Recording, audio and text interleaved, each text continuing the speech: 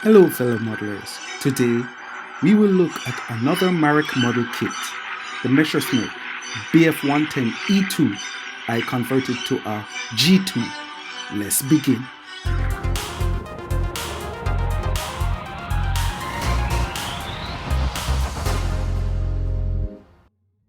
Here we're looking at another Marek kit that I rescaled and recolored to represent a fighter bomber from 1943, Group ZG1 in Italy. As usual, I study the plans to make sure that I have a good understanding of what's to take place. As you can see, I usually double up on some parts because I know I will be making quite a few mistakes.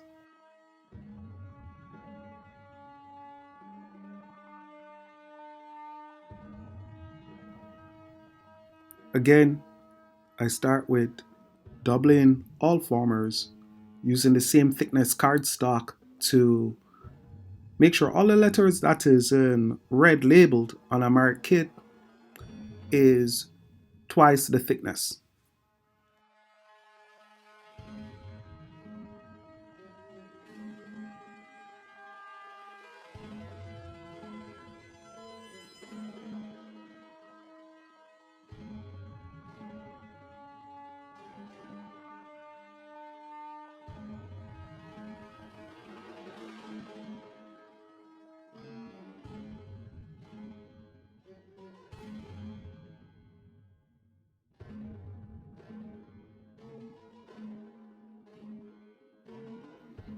After cutting out all the formers, I tackle where I consider to be the most difficult and most rewarding part if done right.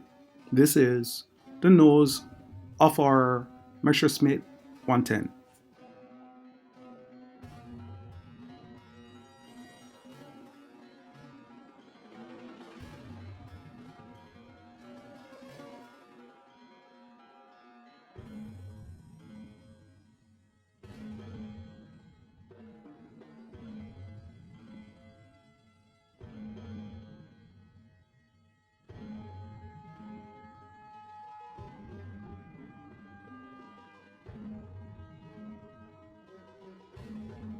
Ah, my favorite rolling tool, my brush handle.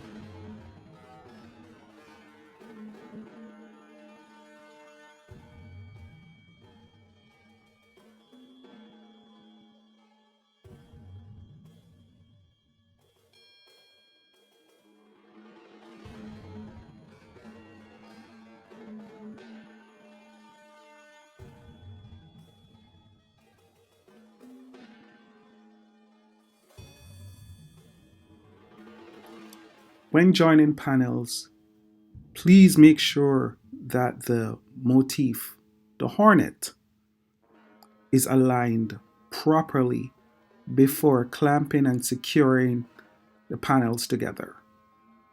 Once locked, use a flattening tool to ensure the smooth contouring of the outside parts. Here I go over several times with a flat tweezer also to ensure that the joints are seamless, almost seamless.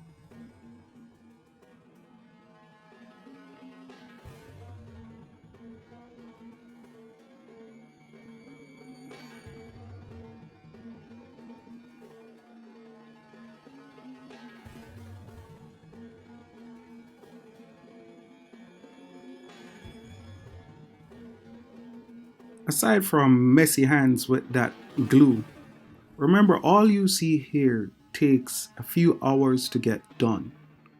So patience is the key to forming the nose. Once everything is completed, this is where now you put in your formers to hold the nose firmly in place to ensure the contour lines is proper.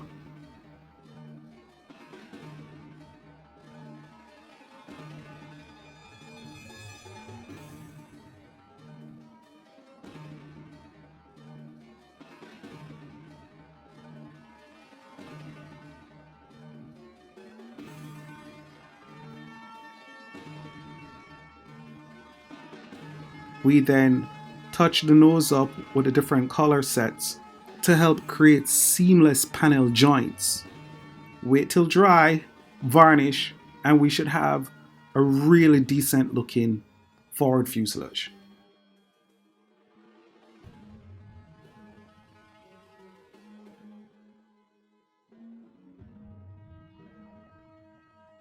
So my habit is to always lay out all the formers, study the plan more than once, then join. It has always helped me to make sure things are a bit more accurate.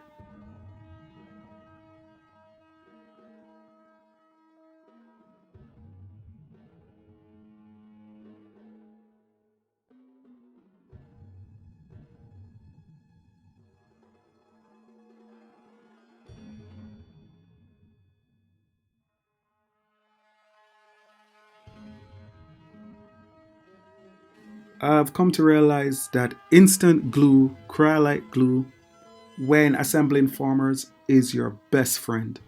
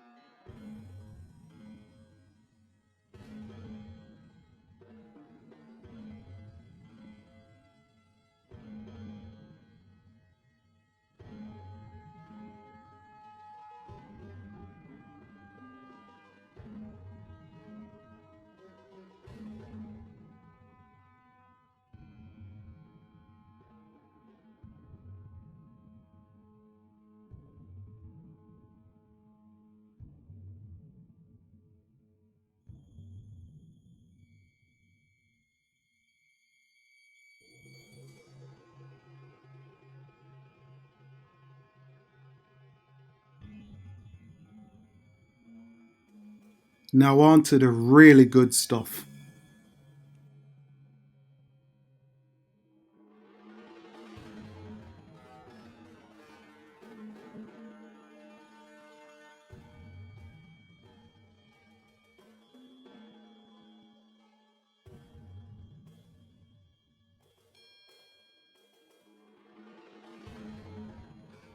The following steps with cutting out the aileron is not really necessary. I did it anyway just to enhance the look of the kit and add a little more realism to this model.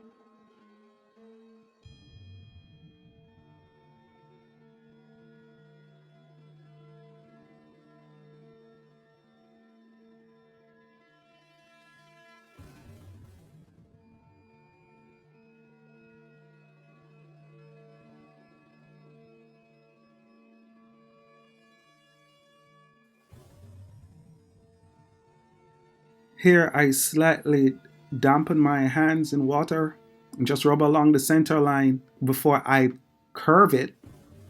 So that way I get a pretty decent leading edge without any cracks or creases in the front.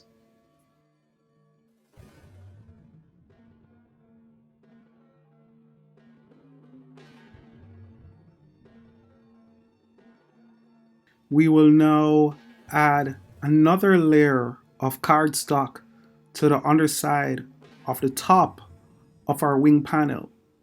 It serves two functions. One, it will help join the inner wing panel as well as strengthen the skin of the wing so it won't buckle when we varnish or in the future because it's delicate.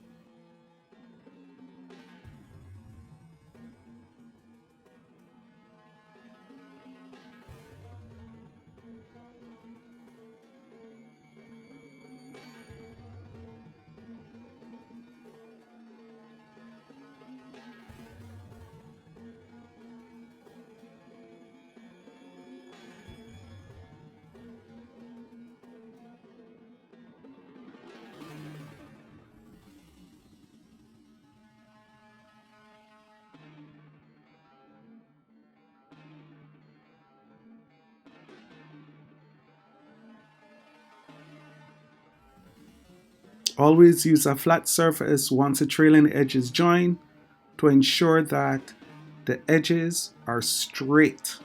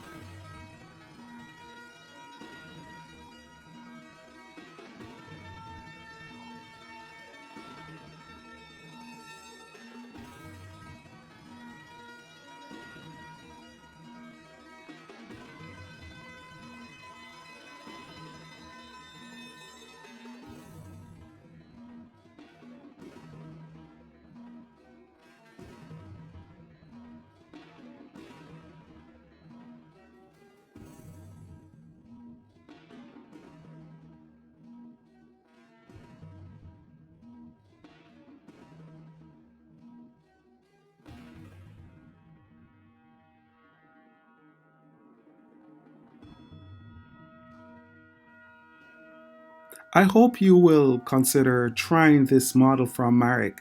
It is really decent, straightforward, and will produce a realistic model in the end.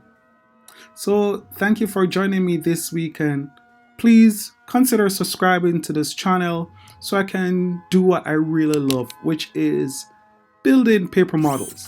Thank you and hope to see you again in the next episode where we will go into building the engine, the undercarriage, landing gears, and so much more.